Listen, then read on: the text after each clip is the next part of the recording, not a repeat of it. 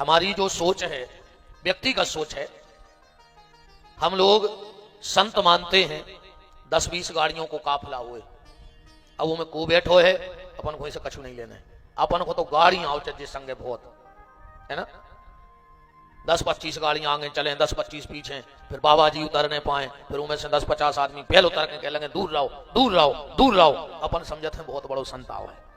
अगर खाली गाड़ियों के काफिले से कोई संत हो, मैं बद्रीनाथ की कथा में था, जो भी यहां से हमारे यजमान होंगे साथ में, शेरमऊ के बहुत यजमान थे, कोई एक शायद वहां हम नाम ज्यादा हम परत नहीं है, पर शायद कोई आओ तो रे, अरे कौन बहुत बड़ा आदमी आओ तो अंबानी परिवार से 50 गाड़ियों को काफिला तो कभी संत हो गए? बताओ, संत का मतलब ये नहीं है, जो चीज हमें सहजता में सुलभता में प्राप्त हो जाती है उसकी हम लोग कीमत नहीं जानते हैं। 2-3 घंटा खड़े रहो, धक्का मुक्की हो जाए तो अपन समझ लेते कि हम बहुत बड़े महात्मा से मिलके आए हैं, पर मेरी नजर में तो महात्मा वो है जो बिना आडंबर के हो और 32 साल से जहां कीर्तन बैठा हो। ऐसे पूज्य चरणों में मैं नमन करता हूं, वंदन करता हूं, प्रणाम करता हूं। और ये गौशाला ऐसे ही संतों से धन्य होगी। हमें बड़ी गाड़ी वाला संत नहीं चाहिए, बहुत ताम झाम वाला नहीं चाहिए, हाँ मुझे भगवान के भजन वाला महात्मा मेरी श्रद्धा शुरू से रही है। आप सब यजमानों की तरफ से और गौशाला परिवार की तरफ से मैं आपको महाराज जी प्रणाम करता हूं। आपने हम सबको धन्य किया यहाँ करके, और आप सबका ऐसे ही देखो अब 5 दिन में क्या होता है, कैसी कैसी मूर्तियों के दर्शन होते हैं, ये तो गैया मैया जाने, और बुलाया भी गैया मैया ही ने ऐसे संतों को है। आज हम लोग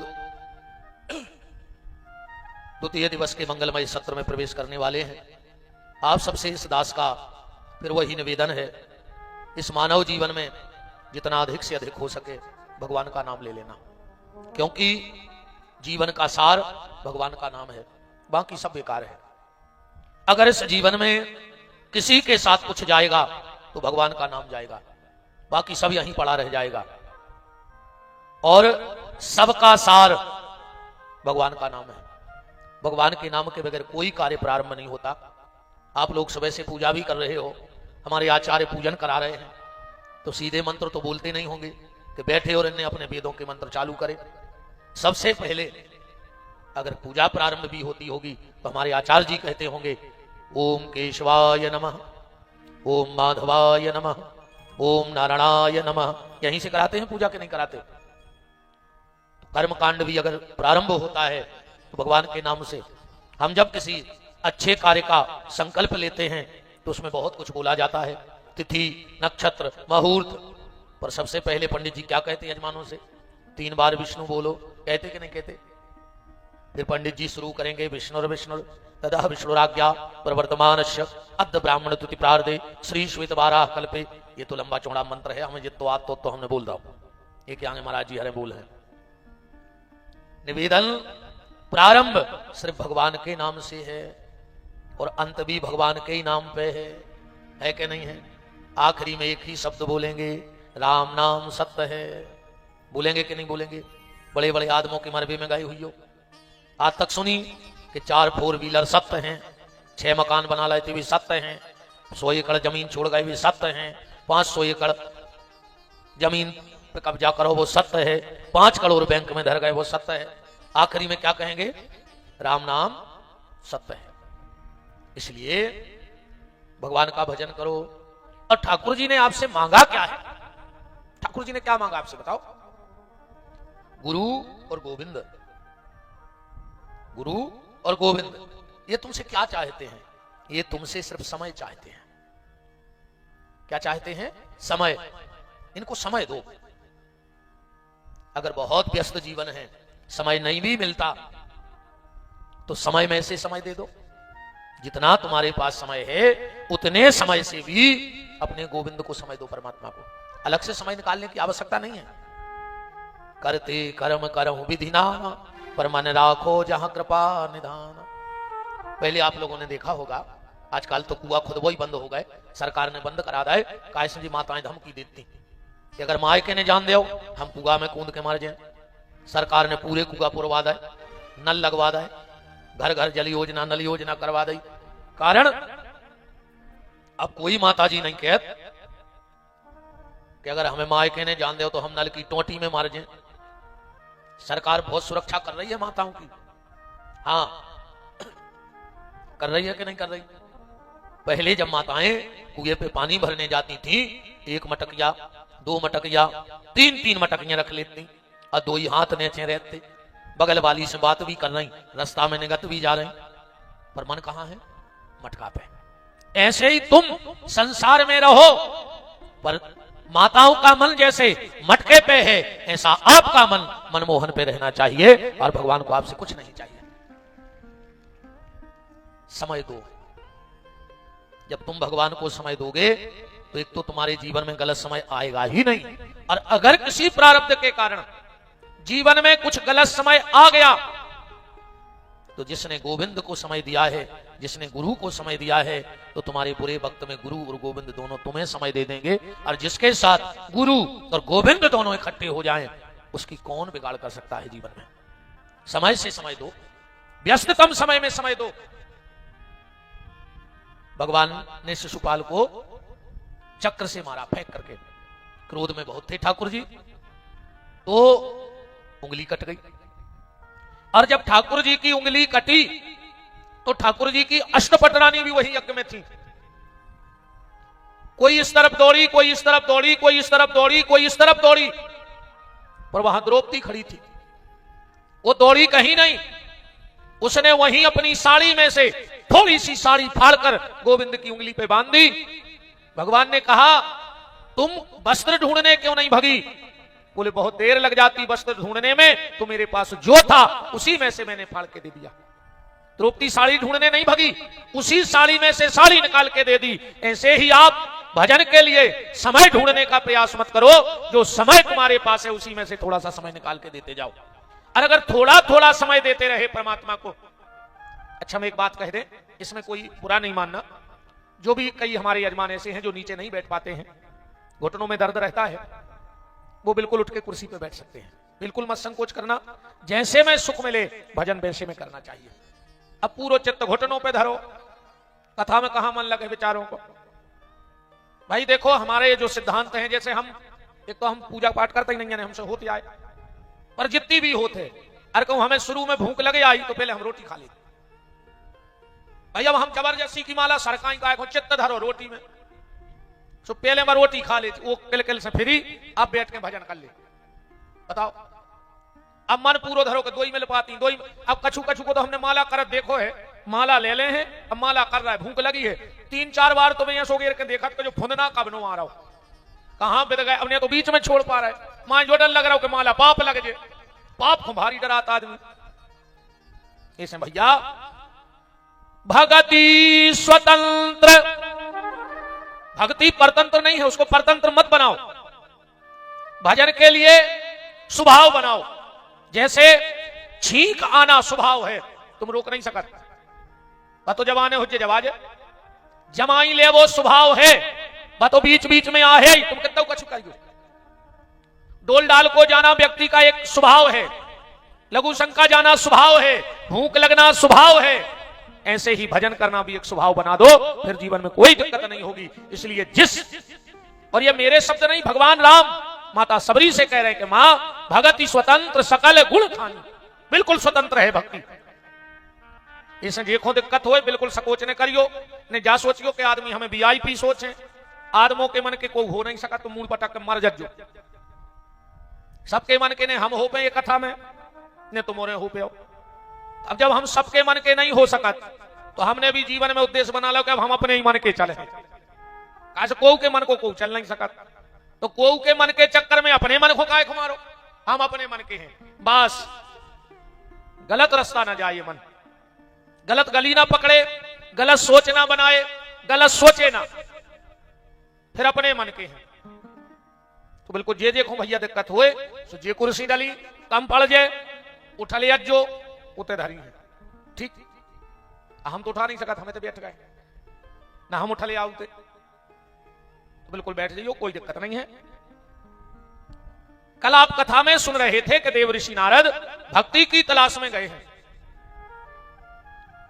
भक्ति का दर्शन हुआ, और जो श्रीमद् भागवत की कथा में नारद और भक्ति का संवाद है, मुझे लगता है कि पूरी भागवत का निचोड़ वहीं रखा है। अगर नारद और भक्ति का संवाद व्यक्ति के समझ में आ गया तो पूरी भागवत समझ में आ जाएगी। भक्ति ने जो अपनी उत्पत्ति देवर्षि नारद को बताई है, उत्पन्ने द्रविणे देशे, भक्ति का जन्म कहां होता है? द्रविण देश में। अब द्रविण देश आपको ढूंढना है। भाई किसी शहर जाओ तो रोड पर लिखा होता है फला फला नगर इतने दूर है, इतने किलोमीटर। संकेत तो आपको वहां मिला पर मंजिल वहां नहीं मिली है, खाली संकेत है। तो शास्त्र और पुराण संकेत मात्र हैं, रास्ता तो आपको तय करनी होगी। मान के चलो यहां से भोपाल जाना है और बोर्ड पढ़ लो कि सागर से भोपाल 200 किलोमीटर, और खाली बोर्ड पढ़ते रहो तो क्या कभी भोपाल पहुंचोगे? तो ये शास्त्र पुराण उपनिषद एक बोर्ड है, इनमें लिखा है, मंजिल नहीं है। कई बार लोग हमसे कहते हैं महाराज हमारे गांव में फला व्यक्ति है, उसको 400 चौपाई कंठस्थ हैं। क्या होता है उससे? पूरी रामायण पी लो घोर के, और उसमें लिखी एक बात ना मानो, उसमें जो लिखा है वो याद भर कर लो और जीवन में ना उतारो, क्या होगा? रामायण को मानो, बिल्कुल ना मानो, पर रामायण की मानो।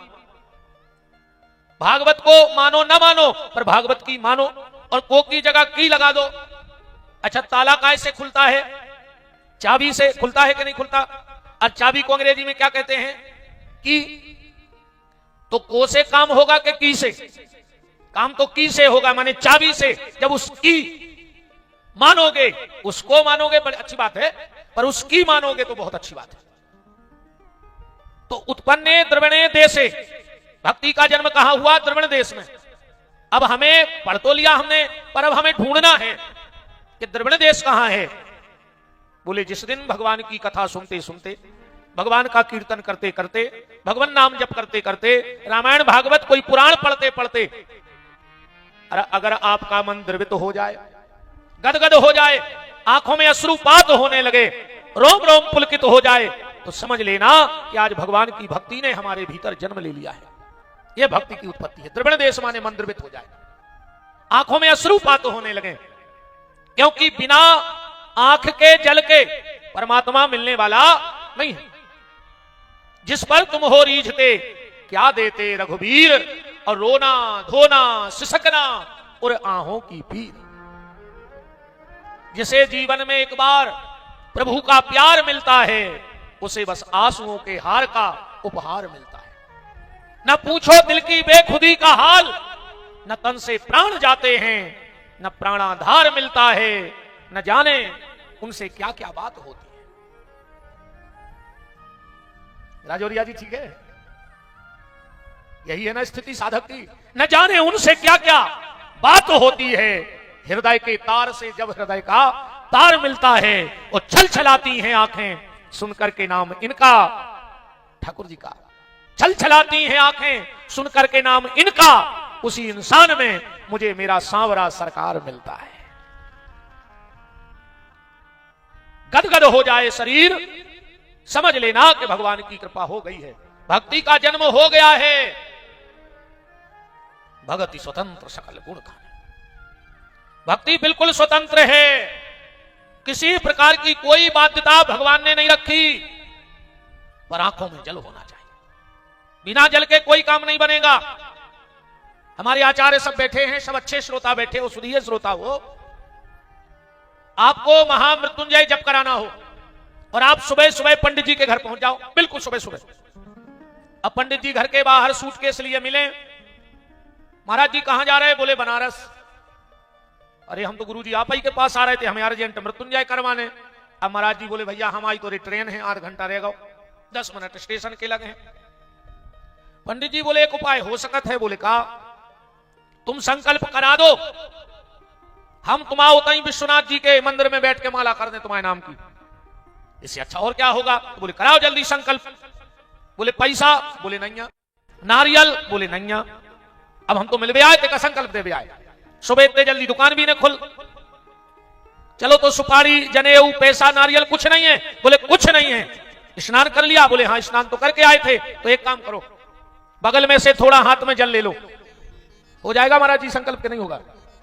अकेला जल है हाथ में, संकल्प हो गया।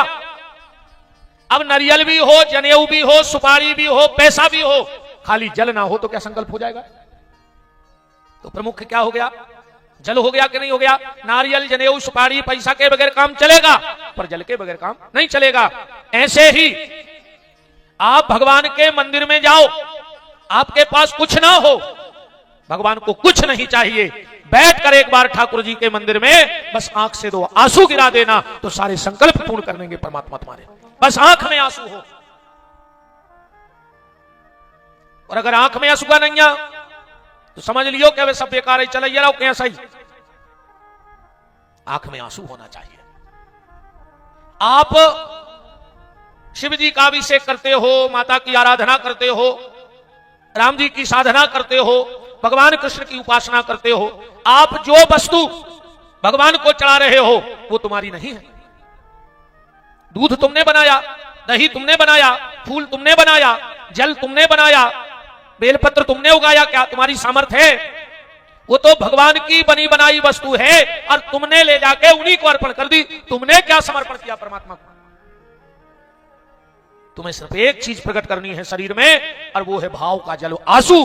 भगवान की वस्तु भगवान को देकर और आखिरी में समर्पण नेत्रों के द्वारा आंसुओं से अभिषेक हो जाए तो समझ लेना कि सारे सत्कर्म पूर्ण हो गए। उत्पन्ने द्रविणे देशे, भक्ति जन्म लेती है, हृदय गदगद हो जाए, अकौने भाव हो गदगद, तो फिर तुम्हारी ऐसी गद कहाई। ओरिजिनल तो हमने बताया, हमने कल ही कही थी कि हम तीखे बोल हैं ही नहीं, पर फिर भी समझावे के लाने तो कछु न कछु उदाहरण देने पर है। तो फिर ऐसी गत कहाई, मिठिया को तो जाना तू जो मिठाई बना, हरे घरे आउ, पूरो सामान टेंट को पर कोचा मिठाई को वो संगे लेके यहाँ झारे, और झारे भी नहीं लिया है तो कोचा तो वही को रहे, बिना कोचा को मिठाई मिले ही नहीं, चमचा। पूरी रात वो चाशनी तारत है करज्जा में, और जब सवेरे वो जान लगे, वो कोचा से पूछियो कह रे मिठाई सीटी हती के मीठी, वो कहे हमें कुछ पता नहीं, हम तो पूरी रात करज्जा में ना समय होत रहे। ऐसा ही आए वो आदमी, मिठिया कैसो कोचा के हाथ है, कच्छू नहीं रहो, इते से उते, उते से इते। तो भक्ति का जन्म होता है द्रविड़ देश में। फिर भक्ति बड़ी कहां? भागवत जी के हिसाब से कर्नाटकायाम समागता, कर्नाटका में भक्ति बड़ी। कर्नाटका क्या है? हृदय तो हो गया द्रविड़ देश, हम एक एक अंग में परमात्मा को प्रकट करना है। कर्नाटका का मतलब है कान, ये कान ही हमारे कर्नाटका हैं। जैसे कोई बीज बोया जाए और बीच बीच में उसमें पानी ना दिया जाए तो वो बीज सूख जाएगा, ऐसे अगर भगवत कृपा, सदगुरु कृपा से तुम्हारे भीतर भक्ति का बीज आ गया है तो साधारण बीज के लिए पानी की जरूरत है, पर भक्ति के बीज को बढ़ाने के लिए दिव्य महापुरुषों की वाणी की जरूरत है। इस कान के द्वारा उस वाणी को भरते रहो जिसमें वो भक्ति का पौधा पुष्ट हो जाएगा, बढ़ जाएगा। आज ये कान भगवान ने काय को बनाए, अकौने बनाए होते तो चलने जातो काम भाई, दो ही तरफ अकेले छेदे होते, दो ही तरफ टुकले तो भी सुना पर तो कुन तई को बनत कानों में कछुअर मशीन लगी कि छन ना लगो कि छन के जा रहा हुई में से भीतर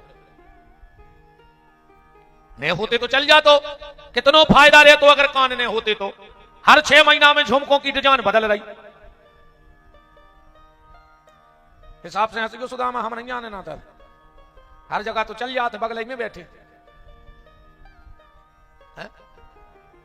हर 6 महीना में झुमकों की डिजाइन बदल रही, क्यों? कान ने होते तो कितनो पैसा बचता आदमी, कोई दिक्कत ही नहीं होती।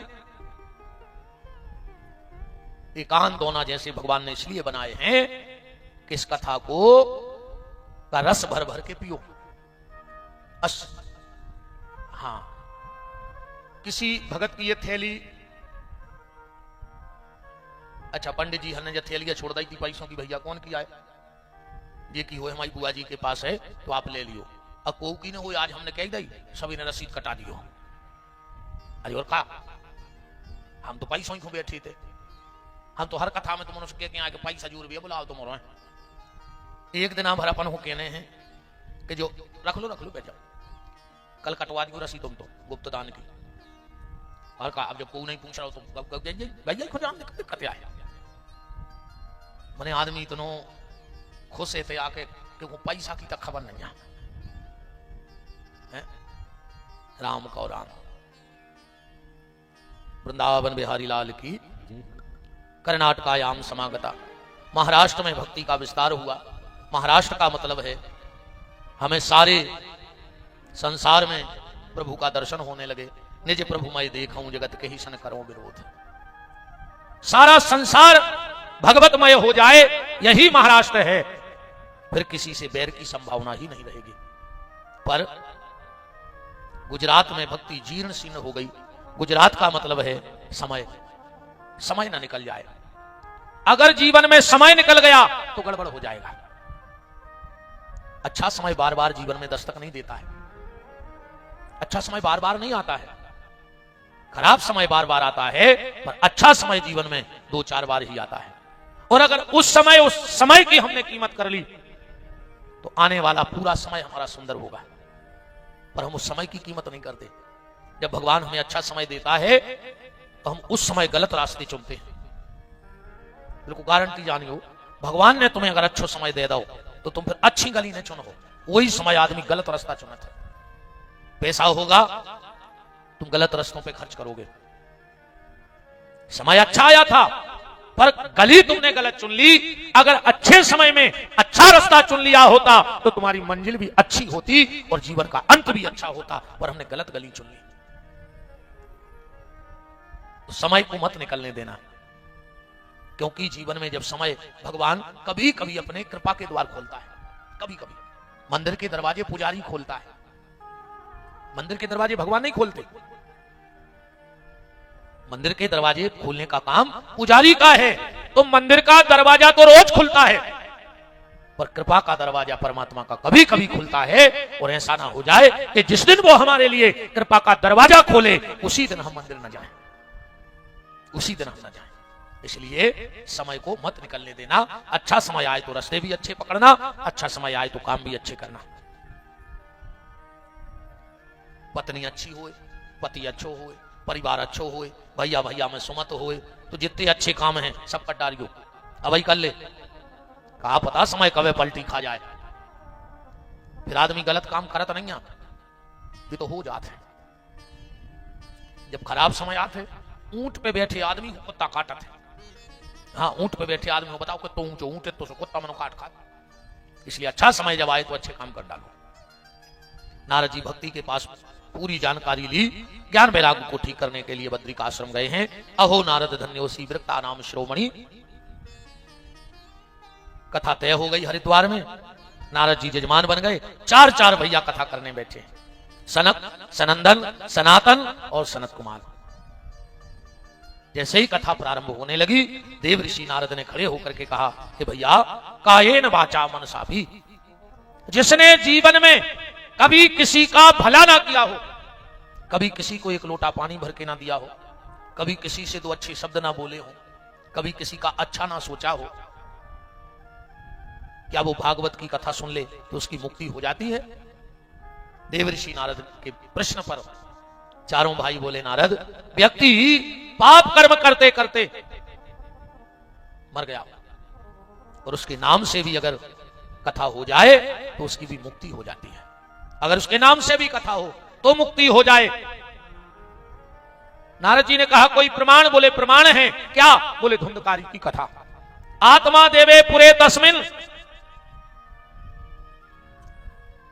आत्मदेव नाम का ब्राह्मण था, पत्नी का नाम था धुंधली, बड़ी क्लिष्ट महिला थी। और संत मलुकदास जी कह रहे हैं कि अगर घर की गृहस्थी की गाड़ी को ठीक ठाक चलाना हो तो पति पत्नी दोनों का अच्छा होना बहुत जरूरी है। अगर एक भी गड़बड़ हुआ, अब पत्नी भारी पूजा करे, भारी दान पुण्य करे, अकम घर वारो सुंगरा बनो, नाली में डरो हो डिंडू में का करे खबर नहीं देते। वो स्वभाव बन गया खराब। हम भारी कथा हम खबर करके कर रहे हैं, जाने के 2-3 भीतर बैठे हैं बता भी वाले कि जा बात दबाओ जा कहो, जा दबाओ जा कहो। पति और पत्नी को कैसे होना चाहिए देखो, अगर पति पत्नी के बीच में तर्क होगा तो वो घर नरक होगा। सीधे सीधे सूत्र पकड़ना। अगर पति पत्नी के जीवन में तर्क होगा तो घर नरक होगा, और पति पत्नी के जीवन में अगर समर्पण होगा तो वो घर स्वर्ग होगा। तर्क को प्रवेश मत करने देना। एक व्यक्ति कबीरदास जी के पहुंचो, बोले कबीरदास जी, हमने सुना है कि तुम पति पत्नी में कभी झगड़ा नहीं हुआ। कबीरदास जी बोले आज तक नहीं भाव। बोले इसका कोई मंत्र वंत्र सिद्ध कर लिया क्या? पति पत्नी और लड़े ने बहुत बड़ी बात है। आज के पति पत्नी तो हो रहा है चूहा बिल्ली, दिन भर एक ही काम है। नहीं है? हालांकि शब्दों में बहुत सुधार भाव है आज के समय में। आजकल तो घर बारे से कहने लगी जानू, क्या कहते हैं? जानू, और की एक ना मानू, तो कहा के जानू बताओ। कबीरदास जी से कहा इसका क्या कोई मंत्र है? कबीरदास जी बोले तुम्हें चाहिए? बोले हां। जेठ का महीना, दिन के बज रहे 12, कबीरदास जी सूत काट रहे थे। बोले देखने हम पति पत्नी में झगड़ा काहे नहीं होता? मंत्र? बोले हां। कबीरदास जी बोले सुनती हो? भीतर से आवाज आई हां। बोले थोड़ा सा लालटेन जला के ले आओ। बोले क्यों? बोले हमें सूजी में धागा डालना है। जेठ को महीना, दिन के 12 बज रहे, बाहर बैठे धूप में और लालटेन मंगा रहे। पत्नी आई, चुपचाप लालटेन जला के रख गई, भीतर चली गई। कबीरदास जी बोले बस ये में झगड़ा नहीं हुआ हमारों में, हमने लालटेन मंगाओ, बधर गई बस। अब तुम कल गौशाला में तो कही होता न जगह मूर्ति जाने रोके संगे, जब दोपहर की भंडारो पावे जाओ तना पत्नी से कज्जो के तना टार्च दियो हम भोजन करे आए, और तुरंत कहे कि कैंप लगो है देखो वाले का, तो वही फूट गई। क्या कह देखियो कल तन्ना दिन में जब कैंप में जान लगो आंखें चेक करवावे, सोता से जहां भी रोके हो कहियो तन्ना मोबाइल की टार्च जला दियो 12 बजे दिन में। तो बाल बच्चे संगे आए हमें तुरंत कहे घर वाली के दादा को जल्दी दिखवा दो कि तो फूट गई। जे को 12 बजे टार्च चाहे ने, और अगर घर वाली कह देवे कि तुम्हारी का दो ही फूट गई, भागवत के पहले कल महाभारत हो जाए दो जनों। कबीरदास जी ने कहा हम लोग कभी तर्क नहीं करते, हमने लालटेन मांगा उन्हें जला के धर दो, बस जो तो खेला ही। पति पत्नी का जीवन तर्कपूर्ण नहीं होना चाहिए, समर्पण होना चाहिए। एक संत का नाम सुना होगा आपने, सतीश भैया, वाचस्पति, बहुत बड़े ग्रंथकार भाई वाचस्पति जी। जब उन्होंने ग्रंथ लिखा, वो ग्रंथ में भी ऐसे डूब गए कि उनकी शादी हो गई, उनको पता ही नहीं। मड़वा में पांव पखराई हो रही, वे ग्रंथ लिख रहा है। जयमाला डार दी, जो भी होए पूर्वाव पर गई, वे ग्रंथ लिख रहा है। 1 साल तक शादी के बाद घरे आए, ग्रंथ लिखत रहे। रात में एक दिन जो दिया जल रहा होगा उसका तेल खत्म हो गया, और दिया बुझ गओ, अब दिखाना तो उन्हें लिखो बंद करो। उनकी पत्नी आई और उन्हें दिया जलाया। वाचस्पति जी बोले पढ़ लेना, वाचस्पति जी बहुत विद्वान लेखक हुए हैं। जैसे ही दिया जला उजेला हुआ, बोले देवी तुम कौन हो? बोले हम आपकी पत्नी। बोले शादी कब हो गई हमारी? हमारी शादी कब हो गई? बोले 1 साल हो गया पूरा। बोले हमें पता नहीं है। बोले स्वामी आप तो ग्रंथ लिखत रहे मड़वाई में बैठे बैठे। वाचस्पति जी की आंखों में आंसू आ गए। अगर इस ग्रंथ में जितना योगदान मेरा है उससे लाख गुना योगदान तेरा है। तेरा नाम क्या है? बोले मेरा नाम है भामती। बोले आज से इस ग्रंथ का नाम ही भामती ग्रंथ हो जाएगा। यह पति पत्नी का समर्पण है। और तुम एक दिन धना ले आवो भूल जो बाजार से, कहूं कछु सौदा मंगाएंगे और तुम ले आवो भूल जो, तो तुम आओ ग्रंथ उतना ही लिखो जे, तुम लिख पाओ चाहे नहीं लिख पाओ, ना तुम आओ लिखो जे गारंटी जानी। पति पत्नी में समर्पण और त्याग होना चाहिए, तर्क नहीं होना चाहिए। आत्मदेव और धुंधली के बीच में सिर्फ तर्क था, और जिस पति पत्नी के बीच में तर्क होगा धुंधकारी उसी घर में जन्म लेगा, उसी घर में पलेगा। धुंधकारी क्या है? अज्ञान। धुंधकारी का मतलब होता है अज्ञान।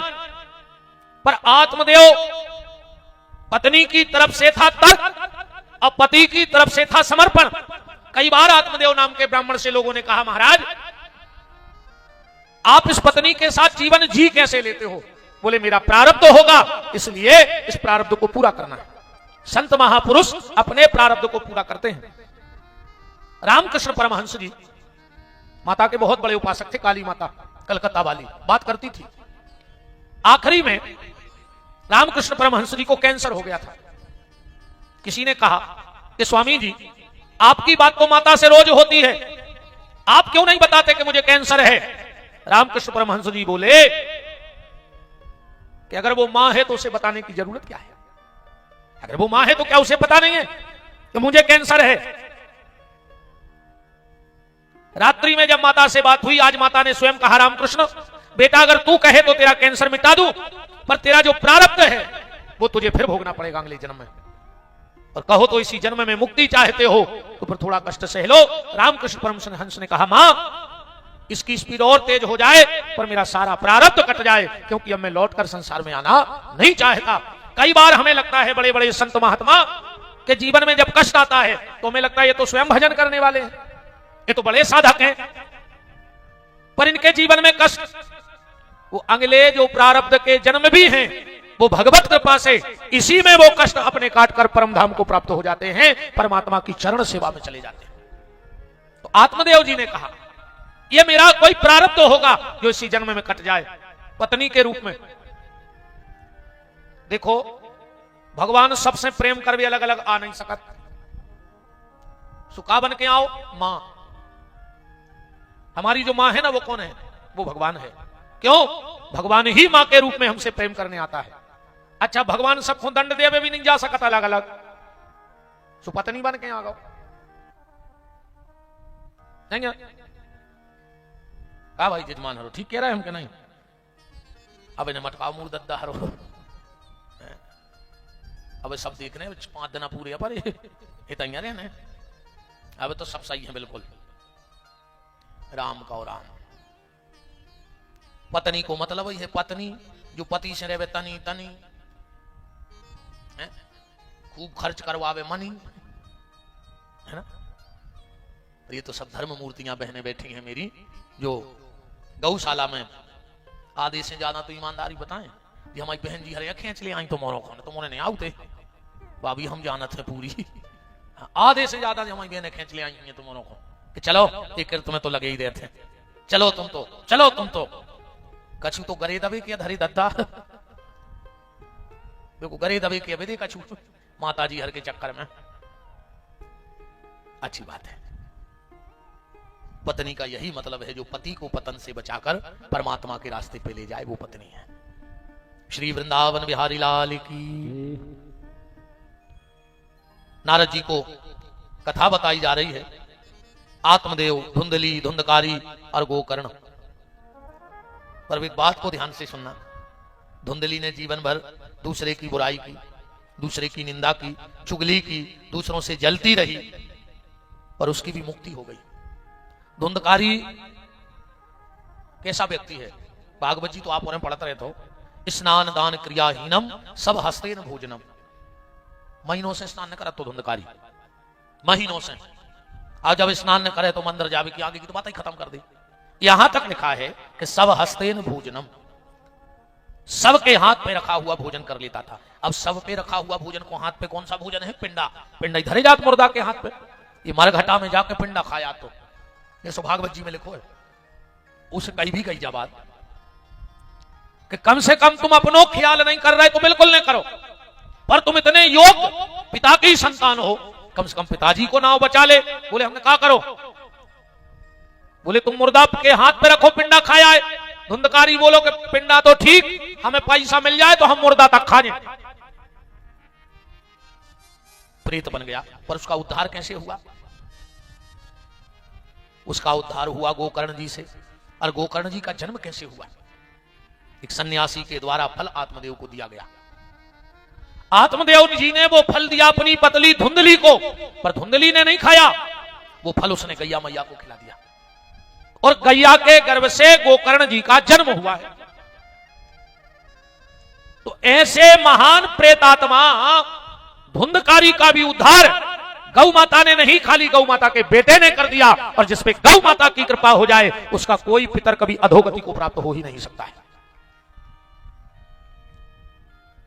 आप जो कथा सुन रहे हो इसमें सबसे बड़ी अगर खुशी, अरे ये दुनिया में खुशी हो तो सब लौकिक व्यवहार है, पर आपके पितर दोनों हाथ खोल के आपको आशीर्वाद दे रहे होंगे कि बेटा, लोग तो सुपारी में गैया दान कर देते, गैया दे चाहे ना पैसा देकर फ्री हो जाता, पर हमारी ये वंशवेल गौ माता के संरक्षण के लिए, गौ माता के निवास के लिए, गौ माता की सुरक्षा के लिए, गौ माता की रक्षा के लिए हमारा ये परिवार यहां रह करके और जो कथा सुन रहा है, तो आज तुम्हारे पितर भी तुम्हें दोनों हाथ उठा के आशीर्वाद दे रहे होंगे। कोई पितर दोष शेष नहीं रहेगा, कोई तुम्हारे वंश में अधोगति को प्राप्त नहीं होगा। 7 पीढ़ी का भला करके जा रहे हो आप लोग, 7 पीढ़ी का। और फिर मैं निवेदन करूं, यहां जरूर एक बार अपने पितरों का स्मरण किया करो कथा में बैठे बैठे। एक बार जिनके माता पिता ना हो, किसी की पत्नी नहीं है, किसी का पति नहीं है, कई बार बच्चे भी माँ बाप के सामने चले जाते हैं, सबकी एक बार याद करना कि हे परमात्मा, हमारे वंश में जो नहीं रहे हैं उनको अपने चरणों में निवास देना गौ माता, और गौ माता की ही आवाज भगवान सुनते हैं। जब जब पृथ्वी पे अत्याचार बढ़ा, चाहे रामावतार हुआ हो, चाहे कृष्णावतार हुआ हो, पर भगवान आए किसके बुलावे पे? गौ माता के बुलावे पे। रामायण उठा के पढ़ो, पृथ्वी गैया का रूप लेके भगवान के पास गई। भागवत उठा के पढ़ो, पृथ्वी ही गाय का रूप लेकर के गई, क्योंकि जब पृथ्वी भी चीत्कार करने लगी और भगवान ने ना सुना, तो पृथ्वी ने सोचा कि भगवान तक मेरी आवाज सिर्फ गैया मैया के माध्यम से जा सकती है, इसलिए गाय का रूप लेके गई और गोविंद को आना पड़ा। गोकर्ण जी का जन्म गौ माता के गर्भ से हुआ, पूरा शरीर इंसान के जैसा था, कान गैया के जैसे थे। गांव में चर्चा होने लगी कि मानस जैसी देह थी और गैया जैसे कान, और दुनिया अचरज कर रही कि हरि माया बलवान। और उन्हीं गोकर्ण जी ने धुंधकारी का उद्धार कर दिया। कथा के कुछ नियम बताए गए, कथा के नियम बताए गए। मैं आपको एक नियम बता दूं, सिर्फ भाव, ये सबसे बड़ा नियम है, भाव। अगर भाव है तो सारे नियम हैं, सारे व्रत हैं, सारे उपवास हैं, सारे तीर्थ हैं। क्योंकि भाव जब तक भीतर नहीं आएगा तो भीतर की शुद्धि होने वाली नहीं है, और जब तक भीतर की शुद्धि नहीं हुई है तुम कछु करते रहियो। बात को ऐसे समझियो, एक गांव में कुआं खोदो तो पूरे गांव के पानी पी जाते कुआं से। बड़ो गांव है तो एक ही साधन है तो पानी को पूरे गांव को। एक बार 4 कुत्ता लड़े और वे लड़त लड़त गिर पड़े कुआं में, 4 ही मर गए। अब पानी सड़ गया, वे तो सड़ गए कुत्ता। जो 4, 6, 10 बड़े बड़े लोग थे वे तो टैंकरों से पानी ले आए, पर गांव को गरीब आदमी क्या करे। अब तो सबने कही कि चलो यार को उपाय ढूंढिए। तो जंगल में एक महात्मा जी रहते थे, उनके पास गए, पूरे गांव के इकट्ठे हो गए। बाबा जी गांव बड़ी दिक्कत में है, बहुत दिक्कत में है पूरा गांव। क्या दिक्कत है बताओ? बोले गांव में एक ही कुआं और उस कुएं में 4 कुत्ते मर गए। महात्मा जी बोले कोई दिक्कत नहीं है, कुआं खाली करवाओ, उसमें 1 टैंकर नर्मदा जल डालो, 1 टैंकर गंगा जल डालो, गोमती चक्र को धोके उसका जल डालो, 9 कन्याओं को वहीं बिठा के पूजा करके उन 9 कन्याओं के चरे वो जल डाल दो, थोड़ा सा शंख का जल डाल दो, थोड़ा सा सालक राम जी के शान का जल डाल दो, और तुलसी पत्ता डाल दो और पंचपल्लव डाल दो, पानी पीने लगो।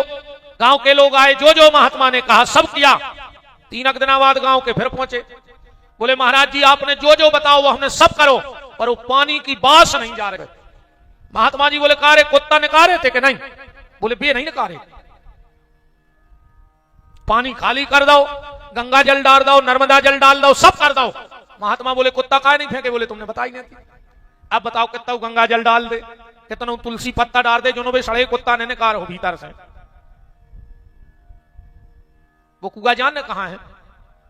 वो जो मन है वो कुआ, में खूब तुलसी खा रहा है, खूब कंठी पे रहे, खूब अब कुंभ सफर आए, हर पुणे नर्मदा जा रहा है, दान पुण्य कर रहा है, माला कर रहा है, पर जो भीतर वे 4 कुत्ता डरे हैं, काम, क्रोध, लोभ और मोह, इनको तो निकालो पहले, फिर गंगा जल असर कर है, फिर नर्मदा जल असर कर है, फिर तुलसी की माला असर कर है। अको भीतर जे कुत्ता डरे रहे तो तुम तो नर्मदा जल में डूबे रहो, पर वह दुर्गंध ने जे है जब तक भीतर से कुविचारों की, तब तक ये कुछ काम करने वाला नहीं है। भाव प्रधान है, पहले मन की शुद्धि पे ध्यान दे रहा है। जबकि शुद्धि तन की नहीं मन की होनी चाहिए।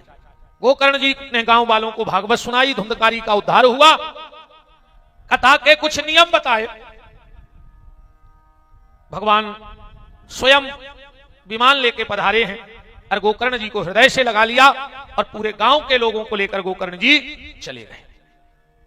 बड़ा आनंद से कीर्तन गाया गया कि भजो रे मन प्रेम से, भजो रे मन प्रेम से राम रघुरैया, भजो रे मन प्रेम से राम रघुरैया, भजो रे मन प्रेम से। शास्त्री जी कहां गए हमारे?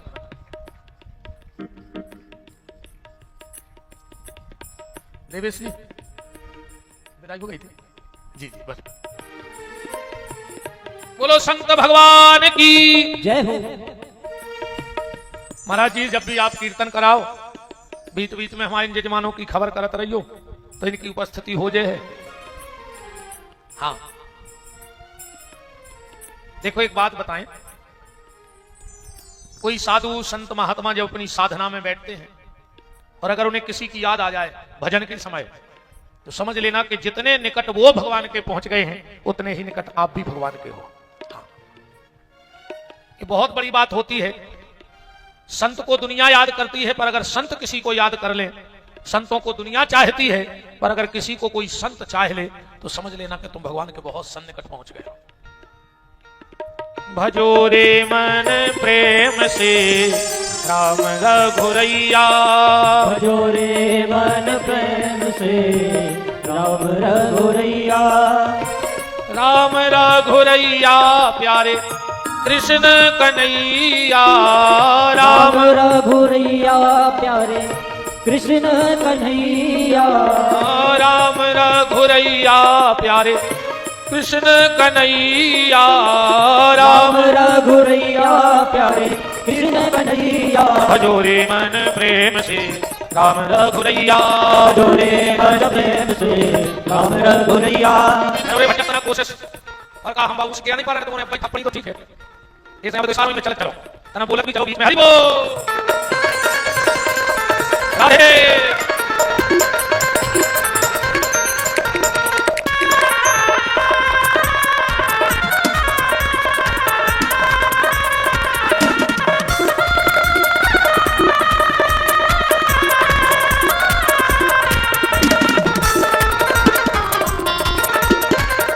ईमानदारी करने में तो हम कहीं देते हैं, तो आनंद लेकर लूट ले आप तो रूप पाओ आनंद ठिकानों में क्या रे केहू की गुलाम लग गई आज अब अगले साल अपना लग जाए और अपनी गुलाम लग जाए वो ठिकाना में कहीं सब गुलाम लग जाए और नहीं लगा ये बता इसे निकल जाओ इसे अब वाले ओके चले अब हमारी गुलाम अब वाला लग जाए इसे आ रहे हैं इसको गुलाम में आपको पता है पड़ जाए सुन दे चले किसी के भजो रे मन प्रेम से राम रघुरैया,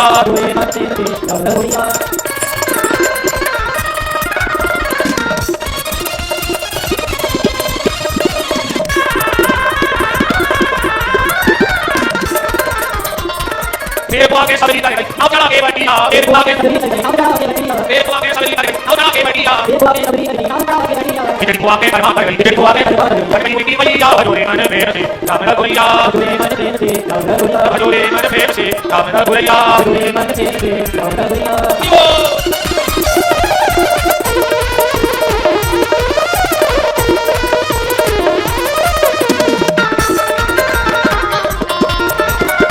राम रघुरैया प्यारे कृष्ण कन्हैया, राम रघुरैया प्यारे कृष्ण कन्हैया, राम रघुरैया प्यारे कृष्ण कन्हैया, राम रघुरैया प्यारे कृष्ण कन्हैया, भजो रे मन प्रेम से राम रघुरैया, भजो रे मन प्रेम से राम रघुरैया, भजो रे मन प्रेम से राम रघुरैया, भजो रे मन प्रेम से राम रघुरैया, भजो रे मन प्रेम से राम रघुरैया, भजो रे मन प्रेम से राम रघुरैया, भजो रे मन प्रेम से राम रघुरैया, भजो रे मन प्रेम से राम रघुरैया। बोलो गौ माता की। जय हो। तुमने तो आनंद लूटो अब जिंदगी को, अगर तुमने जिंदगी का आनंद न लूटा तो सांसें एक दिन तुम्हारी जिंदगी लूट लेंगी। एक एक पल हम लोग मौत के करीब जा रहे हैं, एक एक पल। अब समय बहुत कम बचा है, कोई भी सांस आखिरी हो सकती है। आखिरी सांस निकले उसके पहले जीवन का आखिरी काम कर लो, और वो है भगवान का भजन, और आनंद ले लो इस जीवन का, लूट लो। तुम नहीं लूटोगे तो एक दिन तुम लुट जाओगे, कुट जाओगे, और आखिरी में मिट जाओगे, हाथ में कुछ नहीं रहेगा। इसलिए खूब आनंद लूटो जीवन का। सूत जी महाराज सोनक ऋषियों से कह रहे हैं कि और बताओ क्या सुनना चाहते हो। बोले अब हम ये सुनना चाहते हैं कि परीक्षित को श्राप क्यों हुआ।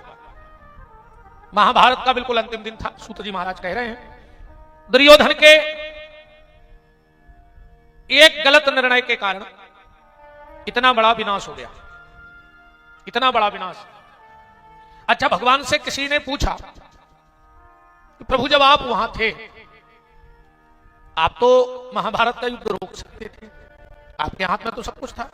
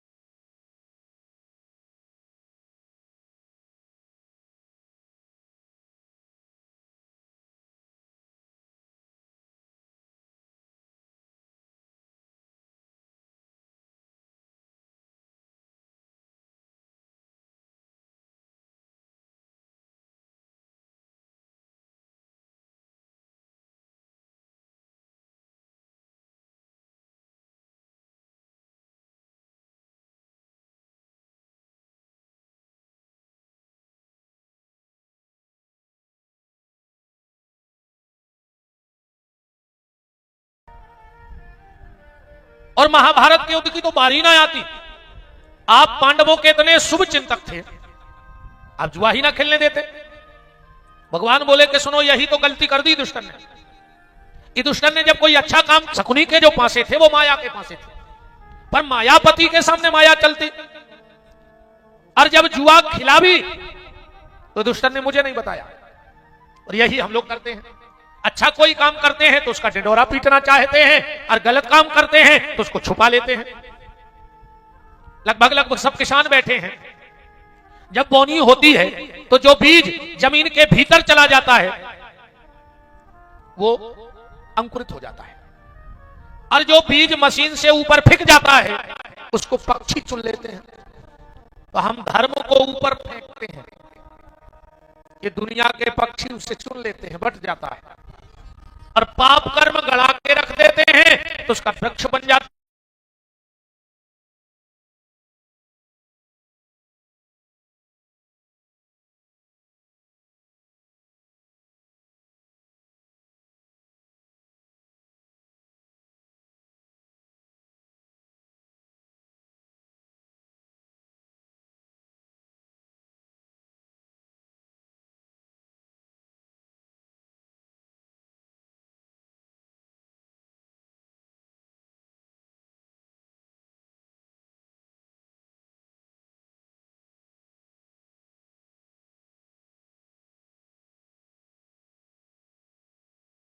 रहता है और उसको काटना पड़ता है, मजबूरी है। फसल आ जाए तो काटो, कर्म किया है तो भोगो, और नहीं काटोगे तो वो फसल फिर वहीं की वहीं झड़ जाएगी और अगली बार कई गुना और आंगर होकर उगेगी। ऐसे ही अगर कर्म का भोग नहीं भोगोगे तो कई जन्मों तक भोगना पड़ेगा। तो दुर्योधन और दुष्कर की चर्चा में भगवान कह रहे कि दुष्कर ने यज्ञ किया, मुझे बुलाया, हर काम में मुझे आगे रखा, क्योंकि वो वाही वाही वाला काम था, पर जुए में मुझसे दुराव कर दिया, किनारा काट लिया, और जिससे कृष्ण का किनारा हो जाए वो कभी इस संसार में तर ही नहीं सकता, वो तो डूब जाएगा। अरे बहती नदी में किनारा ना हो तो आदमी डूब जाए, फिर संसार में कृष्ण ना हो तो कैसे उबर जाएगा? उसके लिए तो भगवान की जरूरत है। एक शब्द पे महाभारत हो गया। द्रौपदी ने एक शब्द कह दिया, अंधों के अंधे होते हैं। दुर्योधन को वो बात मन में बैठ गई, इसलिए वाणी को बहुत सोच के बोलना चाहिए। हम किससे क्या बोल रहे हैं?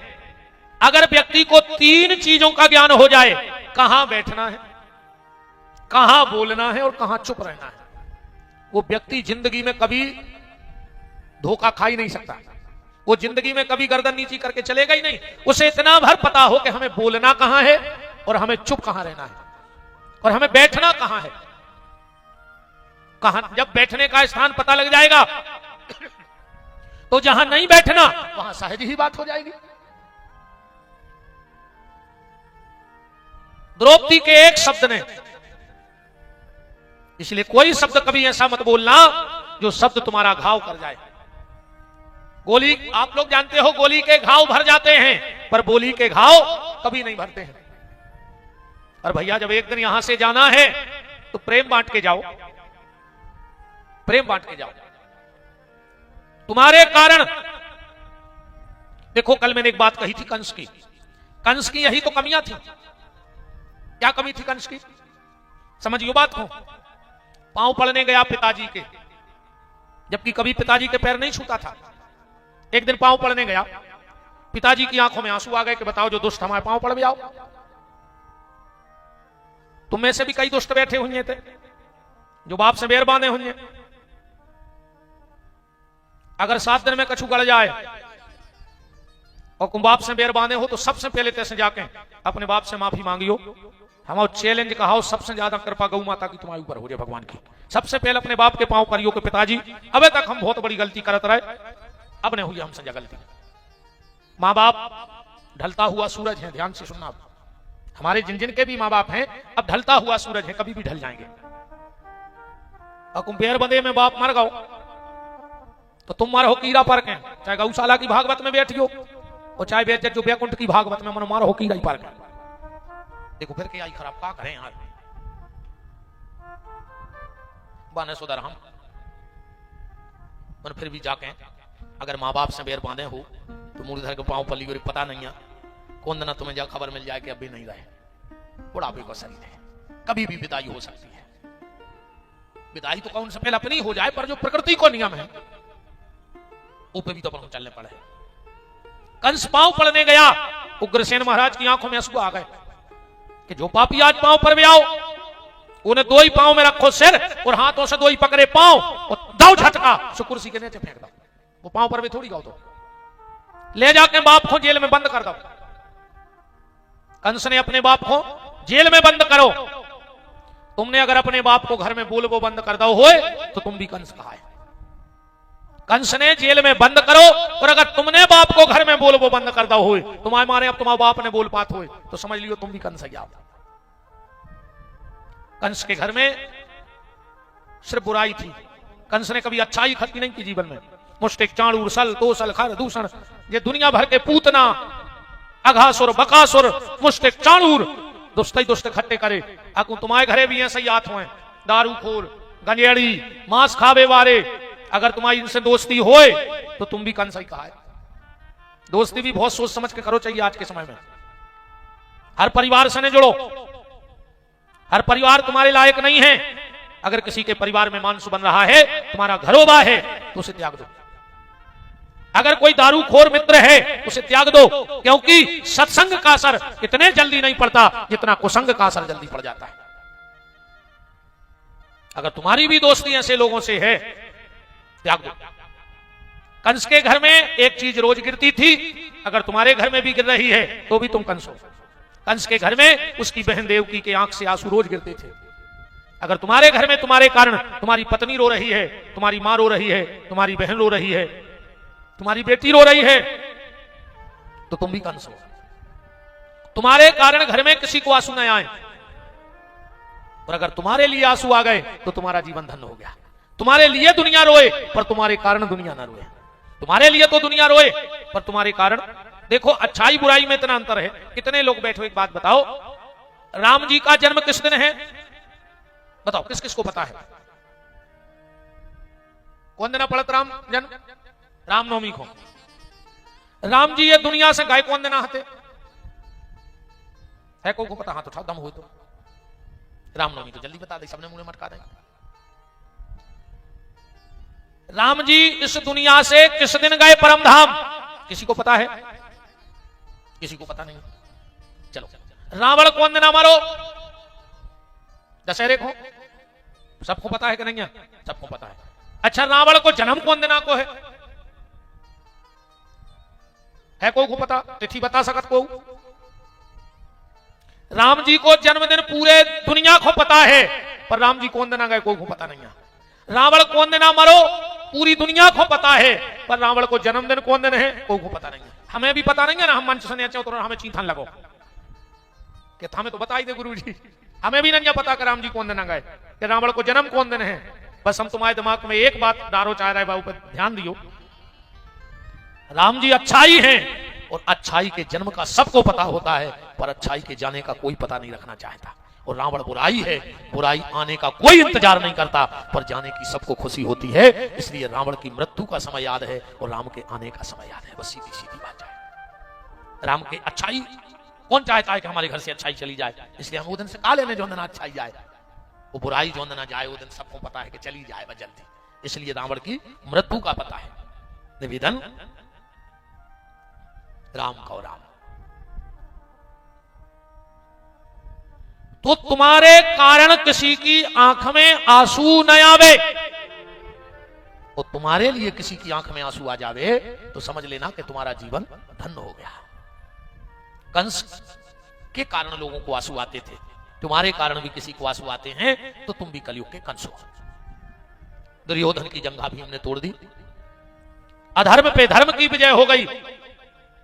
भगवान पांडवों को लेकर उत्सव मनाने चले गए, और यहां पर अश्वत्थामा ने जाकर के द्रौपदी के 5 पुत्रों को मार डाला।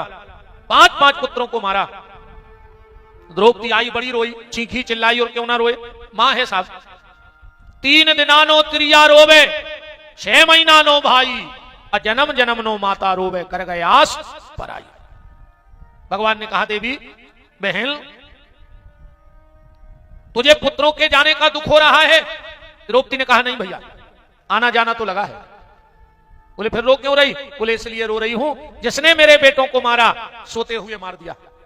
अगर जागते में मारता तो आखिरी में मेरे बेटे तुम्हारा नाम ले लेते तो उनकी मुक्ति हो जाती। भगवान ने कहा धन्य है बहन, तुझे बेटों के जाने का दुख नहीं, नाम नहीं लिया इसका दुख है। जाओ तुम्हारे पुत्रों को सायुज्य मुक्ति प्रदान करता हूं। अर्जुन ने जाके अश्वत्थामा को पकड़ा, द्रौपदी ने आके प्रणाम कर लिया। भागवत जी में लिखा है बामस स्वभाव कृपा नमामचो, और आखिरी में द्रौपदी ने अश्वत्थामा को माफ कर दिया। पर दुष्ट तो दुष्ट है, इसकी चोटी काट ली गई।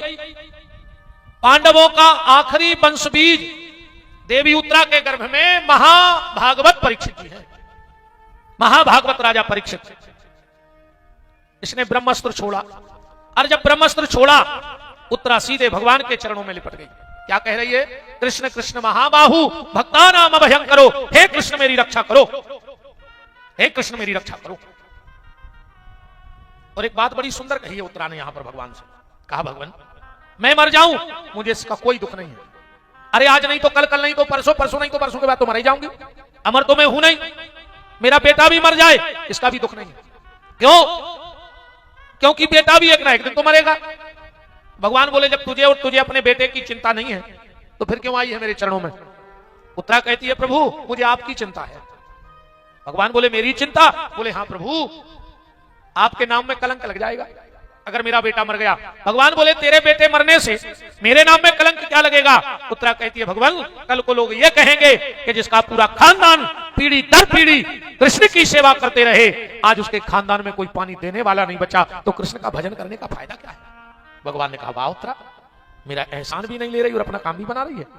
हाँ प्रभु, आपके नाम में कलंक ना लगे। और एक मिनट ना लगा। भगवान को जहां जाना भी शोभनीय नहीं, भगवान कभी गर्भ में नहीं जाते। भगवान का मतलब ही है, जिसका बहुत सांकेतिक शब्द से लेना मर्यादा है, भग के द्वारा जिसका जन्म ना हो वही भगवान है।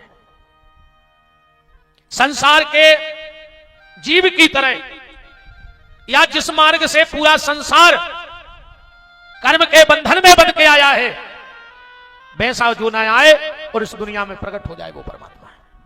भगवान कभी गर्भ में नहीं जाते और अपने भक्त को जब कष्ट में देखते हैं तो जहां ठाकुर को जाना पसंद नहीं वहां भी प्रवेश कर गए गर्भ में। उत्तरा की रक्षा की गर्भ में, परीक्षित की, परीक्षित जी का जन्म हुआ। परीक्षित जी पहले अभी तक जितने भी साधु संत वैष्णव योगी यति तपस्वी जीव हुए इस दुनिया में, परीक्षित जी जैसा भाग्य किसी का नहीं है। आता बड़े बड़े भक्त प्रहलाद हुए, ध्रुव हुए, सबरी हुई, पर जो सौभाग्य प्रहलाद को है वो किसी को नहीं, परीक्षित को है वो किसी को नहीं। क्या सौभाग्य? सबने दुनिया में आके भगवान का दर्शन किया, पर परीक्षित तो दुनिया में आए ही नहीं थे और गर्भ में ही भगवान का दर्शन कर लिया। आज तक किसी को गर्भ में दर्शन नहीं हुआ भगवान का, सिर्फ परीक्षित जी को छोड़कर।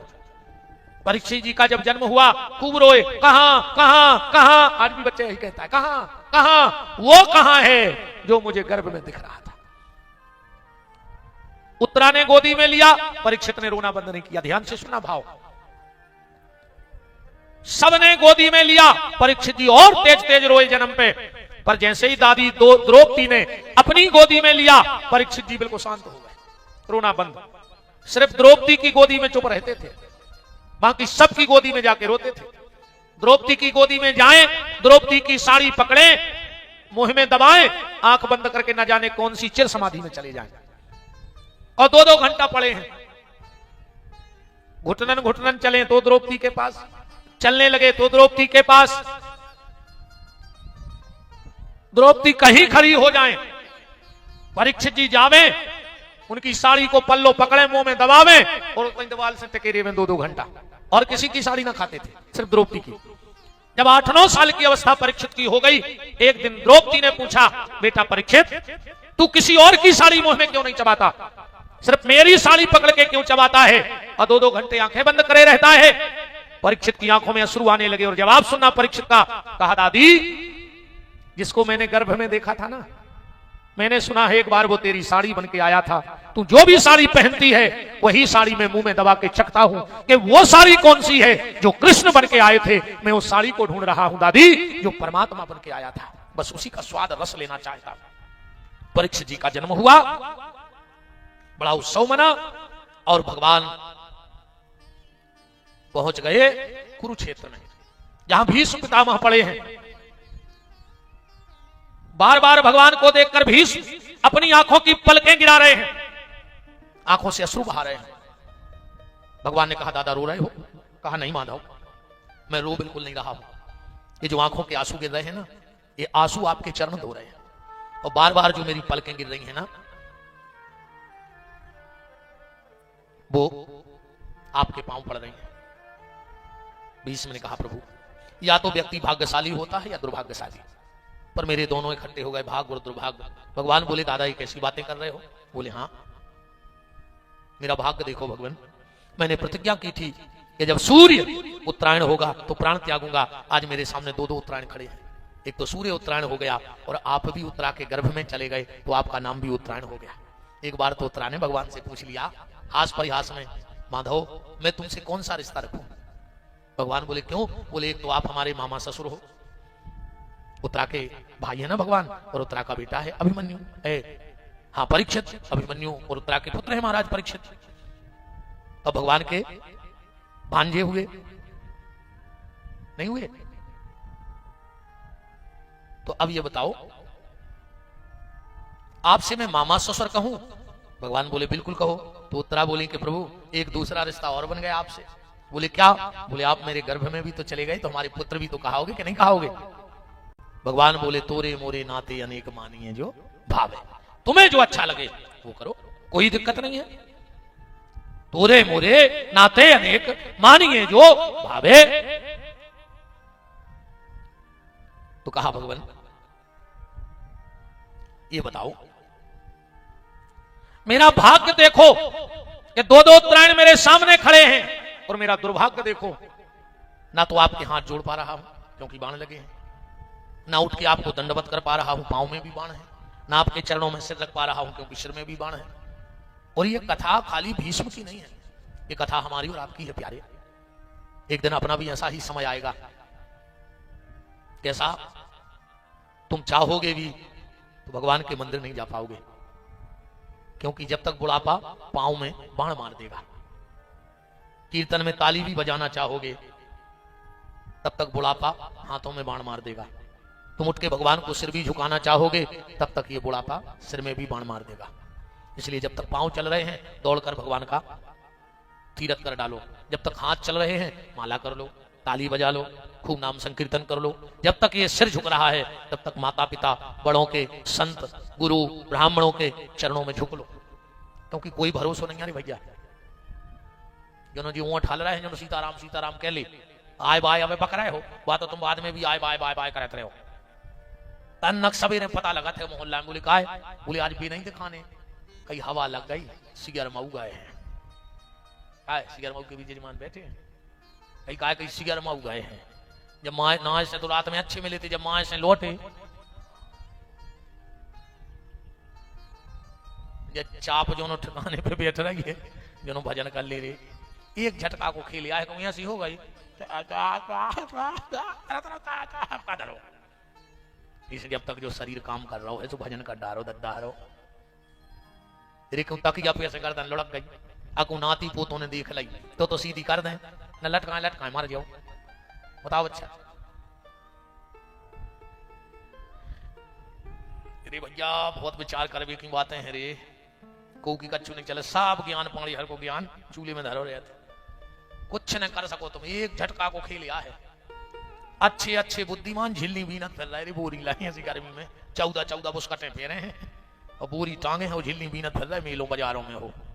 इसे ही अभिमान में तो रज्जो ही ना कि हम ने रे तो कागज बनवाऊंगे, ने सर्वे करवाऊंगे कि तुम ठीक हो के नैया, ने वो आधार कार्ड लिंक करवाऊंगे, होते तो एक आंख की पलक गिरी हो खेल भाव। इसे वो की आंख की पलक टेढ़ी तुम पे हो जाए, वो के पहले तुम शरीर से टेढ़े हो क्योंकि चरणों पे गिर परियो, वो की पलक ने गिर पाए और तुम गिर परियो भगवान के चरणों में, तो बेड़ा पार है प्यारे। बहुत दुर्दशा उतरी बुढ़ापे में।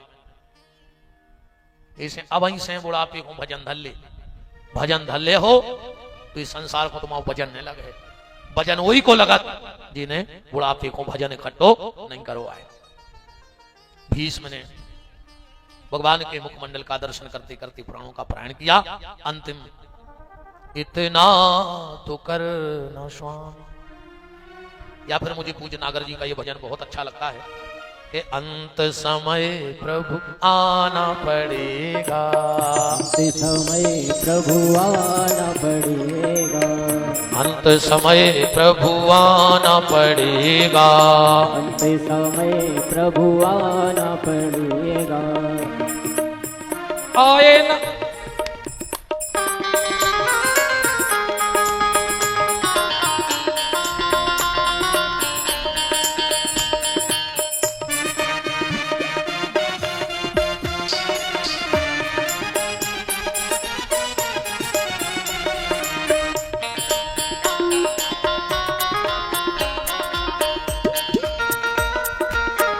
अंत समय प्रभु आना पड़ेगा, अंत समय प्रभु आना पड़ेगा। मौसम गात जाओ ना, जमा है जमलवा दे। भगवान कहे जब गौशाला से लिखो जा रहे हो तो हमें कौन कौन खुलवावे जाने, जब तो तुम मूंग ना बने बैठे थे। इसे बोलो भक्त की लाज बचाना पड़ेगा, भक्त की लाज बचाना पड़ेगा, अंत समय प्रभु आना पड़ेगा, अंत समय प्रभु आना पड़ेगा, अंत समय प्रभु आना पड़ेगा, अंत समय प्रभु आना पड़ेगा।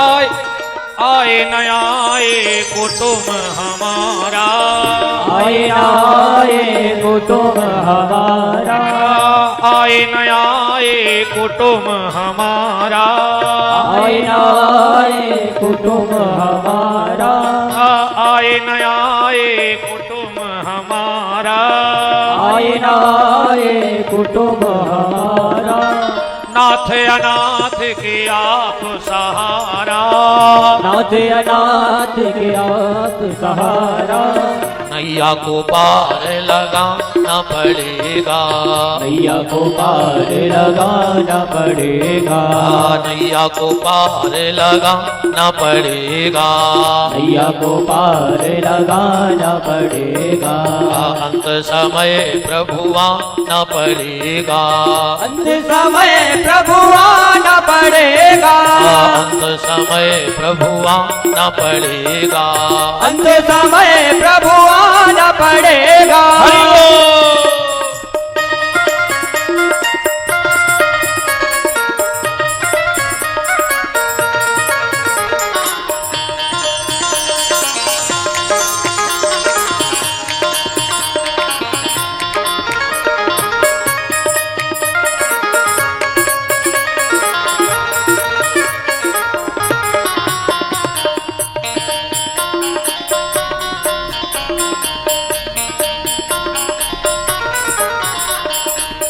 हे प्रभु हम पर कैसी बीती, हे प्रभु हम पर कैसी बीती, हे प्रभु हम पर कैसी बीती, हे प्रभु हम पर कैसी बीती, छोड़ी नहीं पर तुझसे प्रीति, छोड़ी नहीं पर तुझसे प्रीति, छोड़ी नहीं पर तुझसे प्रीति, छोड़ी नहीं पर तुझसे प्रीति, नैया को पार लगाना पड़ेगा, नैया को पार लगाना पड़ेगा, अंत समय प्रभु आना पड़ेगा, अंत समय प्रभु आना पड़ेगा, अंत समय प्रभु आना पड़ेगा, अंत समय प्रभु आना पड़ेगा, अंत समय प्रभु आना पड़ेगा, अंत समय प्रभु आना पड़ेगा,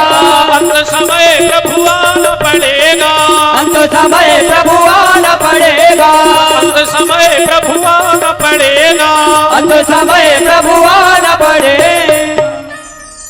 भीष्म ने भगवान के चरणों का दर्शन करते हुए चित्त की वृत्तियों को भगवान के चरणारविंदों में समाहित कर दिया।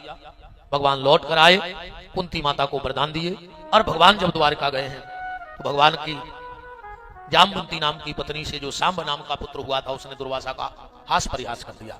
दुर्वासा ने श्राप दिया। भगवान ने अच्छे बचे खुचे यदुवंशियों को अर्जुन के द्वारा हस्तिनापुर भेजा और भगवान परमधाम चले गए। एक बात यहां समझना, आप व्यक्ति कहता है हमारे जीवन में बहुत दुख है, बहुत दुख है, बहुत दुख है। क्या कभी तुमने परमात्मा के जीवन के दुखों का आकलन किया है? अच्छा आप लोग एक बात बताओ, किसी बड़े आदमी के यहाँ बेटा हो जाए संतान तो वो तो लाखों रुपए खर्च कर देता है, डीजे बजेंगे, बाजे बजेंगे, लड्डू बजेंगे। पर अगर गरीब से गरीब व्यक्ति के यहाँ भी संतान हो तो वो घर में थाली तो बजाता ही है, कुछ ना हो तो, और थाली ना बजाए तो ताली तो बजा ही देता है। जिसके यहाँ थाली भी नहीं होगी तो ताली तो बजा देगा। पर परमात्मा का जीवन तो देखो, जिस दिन मेरे परमात्मा का जन्म हुआ ना तो कोई थाली बजाने वाला था और ना कोई उस समय ताली बजाने वाला था। भगवान कृष्ण के जन्म के समय को ताली भी नहीं बजा पाओ। यहां से कष्ट प्रारंभ हुआ, बीच में तो बहुत हुआ, पर अंत में भी देखो जब भगवान परम धाम जाने लगे तो उस वक्त भी भगवान के पास एक भी व्यक्ति नहीं था, क्योंकि एकांत में लेटे थे भगवान। तो जन्म के समय कोई थाली बजाने वाला नहीं और जाने के समय वहां कोई आंसू बहाने वाला नहीं। पूरा जीवन कष्टों में निकल गया। इसलिए जीवन में कष्ट आएगा, जब परमात्मा के जीवन में आया तो हमारे आपके जीवन में भी कष्ट आएगा। कुंती को पता लगा, प्राणों का पलायन कर दिया। पांडवों ने परीक्षित को बुलाया और अंतिम शिक्षा दी। आप भी अपनी औलाद को यही अंतिम शिक्षा देना। आजकल लोग अपनी औलाद को भी जिस भंवर जाल में पूरा जीवन हम फंसे फंसे चले गए, उसी में औलाद को फंसा के चले जाते हैं। तुमने पूरी जिंदगी लड़ाई झगड़ा कोर्ट कचहरी करते करते आज जब मरने लगे तो लड़कों से भी कह गए कि बेटा जा लड़ाई बंद न हुए। अरे तुम्हें तो जा कहने थी कि बेटा हमने पूरी जिंदगी जो करके देखो, कब हम सुख नहीं देखो तो कम से कम तुमने तो सुख से जिंदगी जियो। पांडवों ने क्या शिक्षा दी पता है? कहा परीक्षित हम लोगों के जीवन में बहुत कष्ट आए, लाक्षागृह में जलाया, भीम को जहर दे के मारना चाहा, तुम्हारी दादी द्रौपदी को भरी सभा में नग्न करना चाहा। ऐसा नहीं कि हम लोगों के जीवन में कष्ट नहीं आए, कष्ट तो बहुत आए, पर हमने कभी कृष्ण को नहीं छोड़ा, इसलिए हमारे जीवन के सारे कष्ट चले गए। कहते ना सत्य परेशान हो सकता है पर पराजित आज तक नहीं हुआ।